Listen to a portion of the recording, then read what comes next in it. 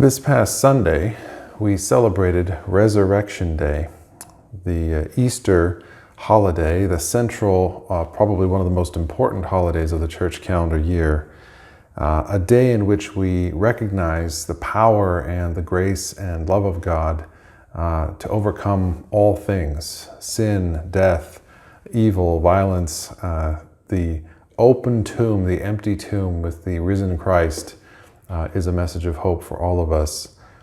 And following that story in the Gospel of Luke is one of my favorite stories in all of the scriptures.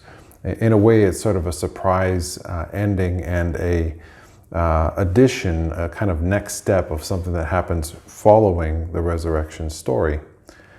So I wanted to just take a moment today to walk you through that story and then additionally kind of harness one of the themes of that story for our time together today. In the Gospel of Luke, we read, as we do in the other Gospels, about Jesus' resurrection on the Sunday following the Sabbath. And there's this additional little story of two disciples who are taking a journey to a town called Emmaus. So on this road to Emmaus, these two disciples who had followed Jesus during his life are talking about all the things that they had experienced in the week beforehand, all of seeing Jesus on trial, seeing Jesus crucified, dead, buried, and they're in a way processing the emotions of all of that. And to a large degree, they're grieving because they don't know yet that Jesus has risen.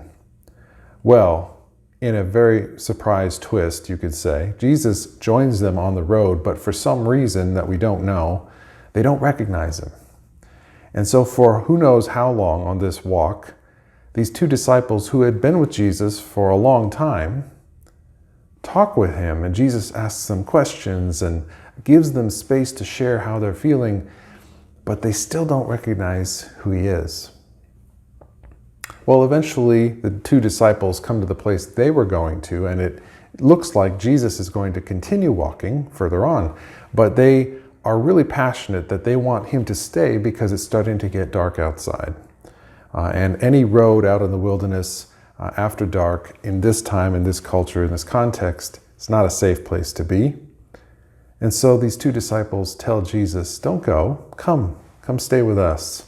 It's getting late. There's no reason to risk being hurt or robbed or anything like that as you continue on your journey. So Jesus comes inside with them, and as they get to sitting around a table, continuing to talk, Jesus breaks bread, gives thanks, and in that moment, their eyes are opened and they recognize him. But just as soon as they recognize him, he disappears right in front of their eyes. Now, I won't pretend to know how this all works. There's a mystery in this miraculous appearance and disappearance of Jesus. But what I really want to focus our attention on is the beauty of surprise. The beauty of surprise. These two disciples didn't know that while they were walking to Emmaus, they were going to have that next opportunity to see Jesus after he is resurrected. They didn't know that was coming. It was a big surprise. They didn't even know it while it was happening until Jesus broke bread, gave thanks, and their eyes were opened, and they recognized him for who he was. But all of this is a big surprise, and that's really a major theme of Easter, is that it is actually a surprise, an unexpected turn of events. And that's what I really want to give us today as a thought and reflection, is now in this Easter season, we've transitioned out of Lent and Holy Week into Easter season. Maybe we ought to pay attention for the surprises of God that are in our midst. Sometimes those surprises that God brings are very small. A conversation that happens to bless us when we didn't even realize it, maybe, until we think about it later on. Maybe those surprises are a little bit bigger. Or very large, big, momentous surprises of God's grace, provision, love, surprises of revelation, a better understanding of who God is, a better understanding of who we are, a deeper level of faith and trust in God. There's all these different ways that God can surprise us, that God's grace and love and providence can break in and do a new thing. But sometimes we miss those surprises because we're not paying attention.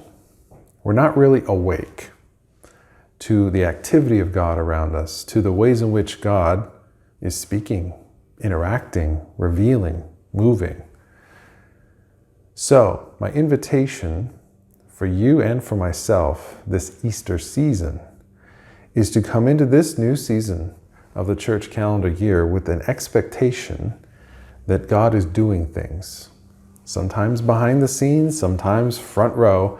We don't always see it, but sometimes we can if we're paying attention. And that, at times, is where the surprises come.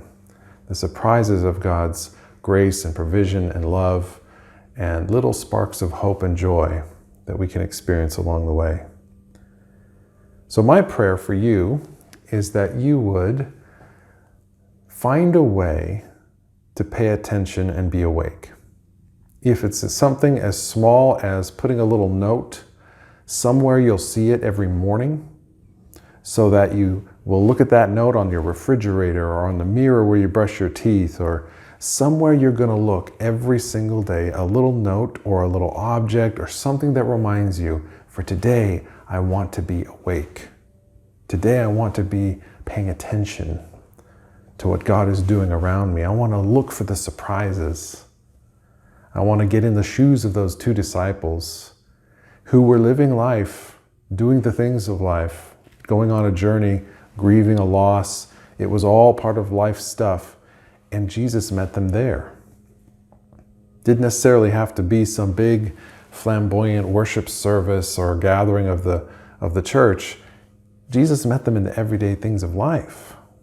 Jesus will meet you and me in the everyday things of life. So the invitation is to pay attention, to be awake.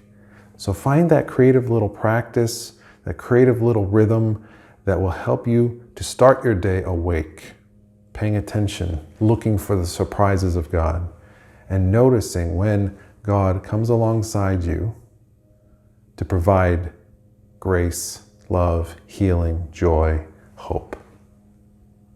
I pray that God will bless you this week, that you'll experience Easter, new life, resurrection, life, and joy, and that as we continue our path and journey through the season of Easter, it will be one of blessing, hope, and joy for all of us. May God bless you this week. Go in peace.